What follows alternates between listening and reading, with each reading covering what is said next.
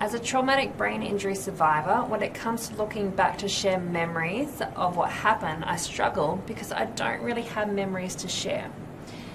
8 years ago in 2016, I was driving a ute back from a client. I got hit by a truck which resulted in a traumatic brain injury. When the most intensive support was happening for me to get my brain happening again, I wasn't really there.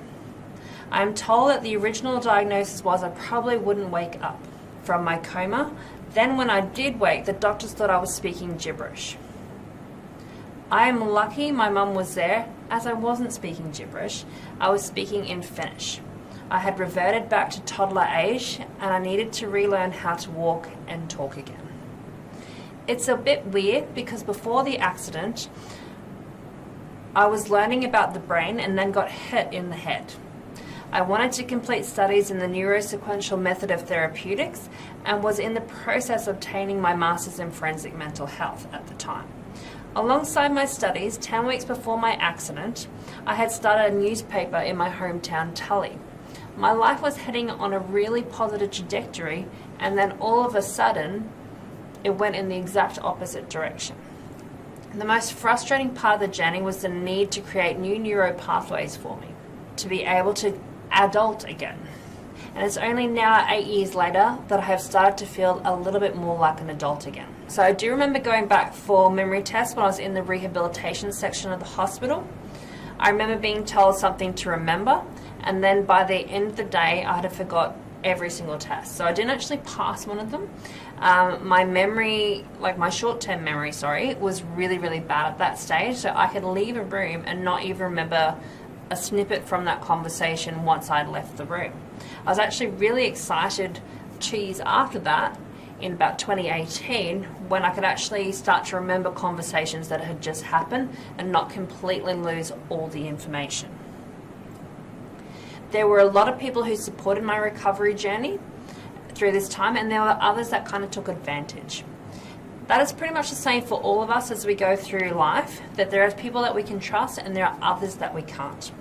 An important message that I want to share by doing this newscast is that if we know anyone going through the recovery process from a traumatic brain injury, make sure that they make connections with people that they can trust, who will support them and not people who will take advantage of them.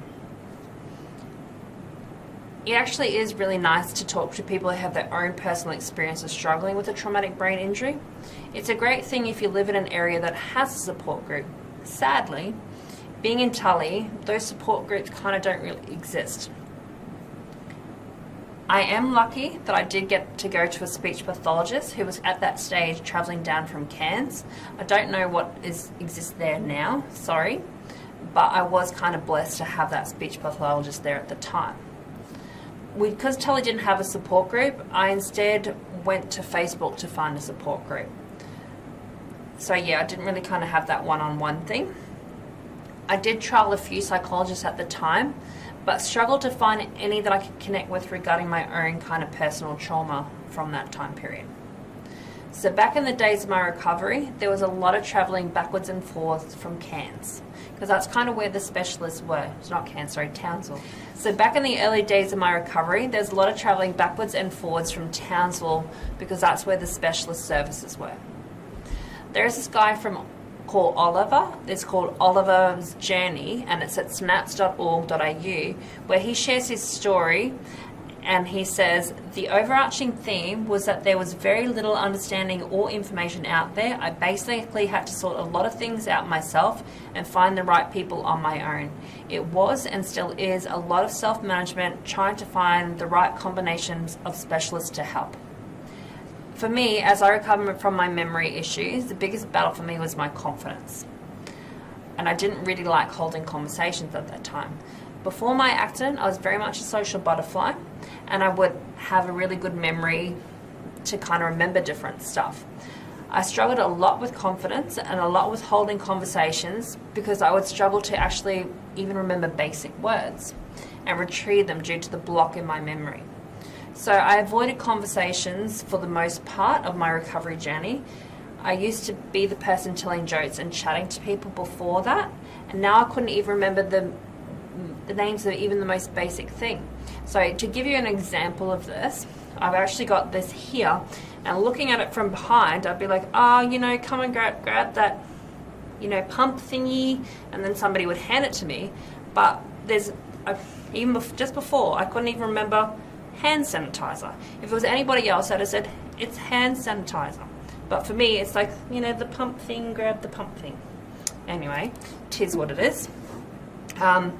Instead of trying to have conversations, I've got into the habit of just hanging out and helping people do different tasks, as opposed to doing anything that really requires me to have an actual conversation. For me, the intelligence is still there. Like, I do still consider myself a person who has a good intelligence, but the problem for me has been really finding the words. It takes me a lot longer than I would like to be able to retrieve them, but however, I have actually come a really long way since this accident first happened. At least I can remember parts of conversations once I leave the room. Like, most of them actually. I'm a lot better in that respect. I can remember a lot of the conversation that just happened once I leave the room, not just snippets. Anyway,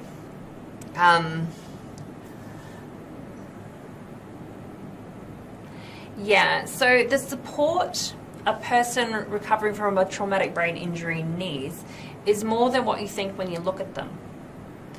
My heart actually is for people to stop judging us and our battle based on our appearance.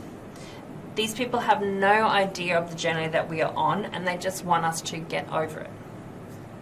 I actually have had that said to me by a few people that I did actually think at that stage that's a bit cold, because it really lacked that understanding of what I was going through. I've tentatively started to get back into community again with a little bit more wisdom than I had before, and I have enjoyed having conversations again. We are now 8 years past the accident, and it's only now that I feel capable of a decent conversation. I am hopeful for what the next 8 years will bring. So I'm going to speak about Oliver again from Oliver's journey from synapse.org.au, where he also shares, to others who've experienced a brain injury, my advice would be you're not alone. A lot of times I felt alone, misunderstood and helpless, but there is information and support services out there. It is a difficult thing to navigate and live with, but if you get the support and assistance leaning on those around you, things won't feel as helpless.